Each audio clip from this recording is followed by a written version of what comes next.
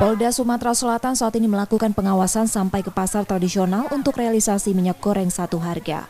Pemerintah menetapkan harga minyak goreng sebesar Rp14.000 per liter. Pengawasan dilakukan dengan mengerahkan Babin Kamtibnas melalui pos polisi yang terdapat di masing-masing pasar. Kabid Humas Polda Sumatera Selatan menerangkan tindakan akan diambil jika ditemukan ada oknum yang melakukan penimbunan minyak goreng.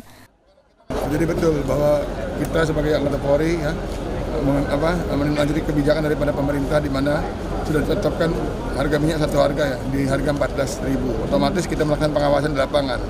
Manakala ada hal-hal ada oknum yang bertanggung jawab yang memanfaatkan di lapangan akan kita tindak.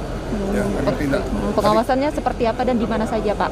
Jadi yang pertama di seluruh pasar tradisional yang ada di Sumsel ya. Kemudian pengawasan dengan cara memanfaatkan potensi anggota di lapangan. Contohnya misalnya ada Babin Kamtibmas yang ada, kemudian ada pos-pos polisi yang berada di pasar untuk melakukan pengawasan di lapangan langsung. Polda Sumsel juga masih melakukan pemeriksaan terkait adanya pedagang di pasar yang belum menjual dengan harga yang ditentukan.